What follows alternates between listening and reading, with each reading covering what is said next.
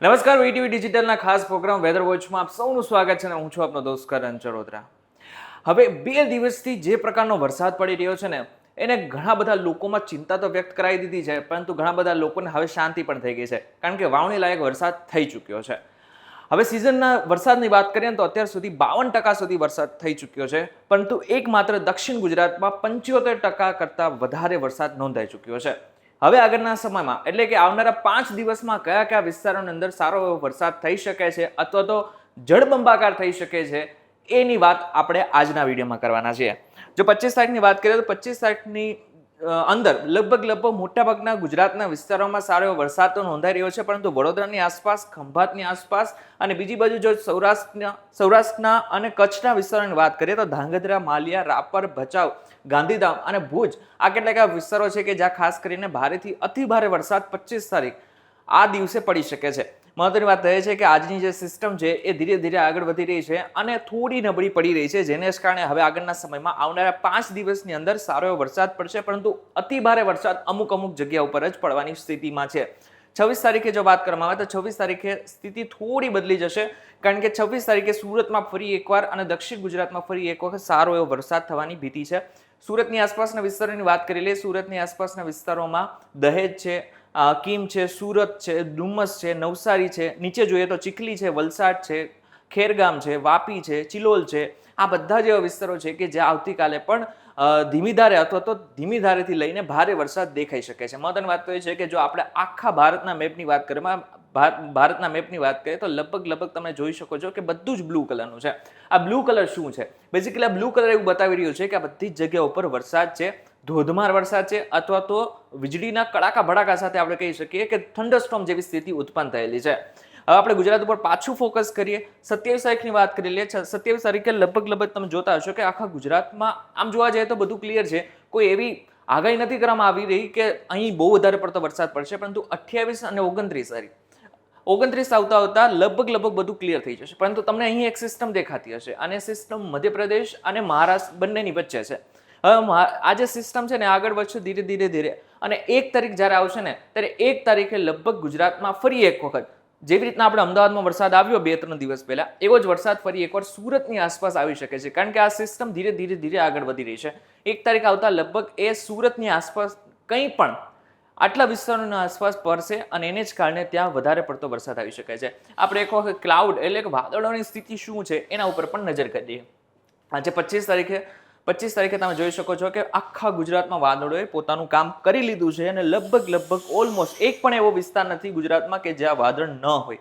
બાકી ઘણા બધા વિસ્તારો છે કે જ્યાં વાદળ નથી. તમને દેખાતો હશે કે મધ્યપ્રદેશની આસપાસના ઘણા બધા વિસ્તારો છે કે જ્યાં વાદળ નથી. ગુજરાત એકમાત્ર એવું છે કે જ્યાં સંપૂર્ણ રીતે ક્લાઉડ્સ દેખાઈ રહ્યા છે, ડીપ ક્લાઉડ્સ દેખાઈ રહ્યા છે.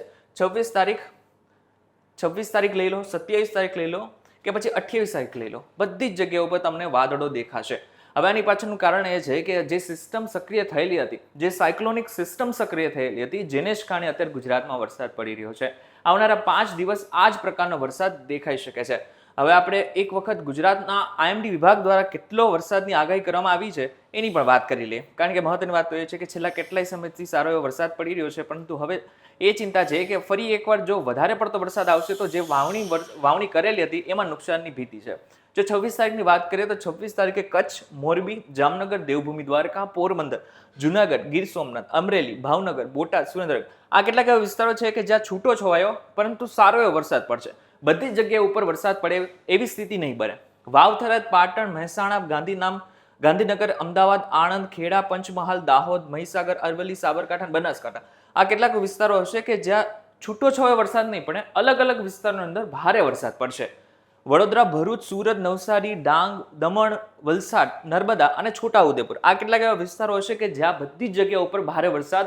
જો 26 તારીખની વાત કરવામાં આવે તો 26 તારીખે તમને જે પટ્ટા ઉપર ખાસ કરીને કચ્છ, મોરબી, સુરેન્દ્રનગર, બોટાદ, રાજકોટ, અમરેલી, ભાવનગર, જુનાગઢ, ગીર સોમનાથ, દીવ, પોરબંદર, દેવભૂમિ દ્વારકા આટલા વિસ્તારો એવા છે કે જ્યાં છૂટો છવાયો વરસાદ પરંતુ અલગ વિસ્તારોમાં પડશે.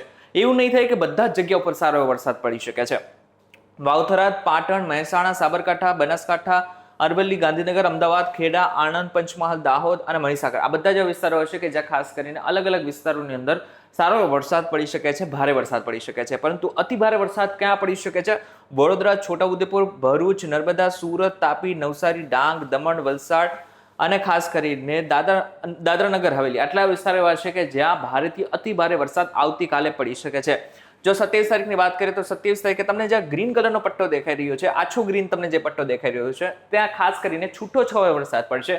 ઘાટો ગ્રીન જે જગ્યા ઉપર દેખાઈ રહ્યું છે, જેમ કે કચ્છ, વડોદરા, ભરૂચ, સુરત, નવસારી, દમણ, વલસાડ, તાપી, ડાંગ, નર્મદા, છોટાઉદેપુર આ બધા વિસ્તારોની અંદર છૂટો છવાયો વરસાદ પડશે. અમુક જગ્યા ઉપર જ ભારે વરસાદ પડી શકે છે, જ્યારે બાકીના વિસ્તારોની અંદર એટલે કે ઉત્તર ગુજરાતના વિસ્તારોની અંદર ભારેથી અતિ ભારે વરસાદની સ્થિતિ બની શકે છે. એ જ રીતના 28 તારીખે પણ છે. મહત્વની વાત એ છે કે આવનારા 5 દિવસ આપણે બધાએ થોડું ધ્યાન રાખવાની જરૂર છે, કારણ કે 5 દિવસ હજુ પણ ભારેથી અતિ ભારે વરસાદ અમુક જિલ્લાઓની અંદર પડી શકે છે. પરંતુ મહત્વની વાત એ છે કે હવે વારો છે કચ્છ અને ઉત્તર ગુજરાત. કચ્છ અને ઉત્તર ગુજરાતની અંદર ભારે વરસાદની સ્થિતિ દેખાઈ રહી છે. આવનારા સમયની અંદર ત્યાં પણ સારો એવો વરસાદ દેખાઈ શકે છે. જો હજુ પણ વરસાદની વાત કરીએ તો અત્યારે વરસાદની સ્થિતિ કંઈક એવી છે કે અત્યાર સુધી લગભગ 52% જેટલો વરસાદ થઈ ગયો છે અને આવનારા સમયમાં આ જે વરસાદ છે એ પણ આગળ વધશે, એની સ્થિતિ પણ બદલશે અને સારા એવા વરસાદની આગાહી હાલ પ્રતિ કરવામાં આવી છે. ત્યારે બધાની નજર આના ઉપર જ છે. તમે તમારું અને તમારા પરિવારનું ખાસ કરીને ધ્યાન રાખજો. બહાર નીકળતા પહેલા એક વખત ચેક કરી લેજો કે આગળના સમયમાં કઈ કઈ જગ્યા ઉપર વધારે વરસાદ છે અને આ બાદ જ તમે અને તમારું પરિવાર બહાર નીકળજો.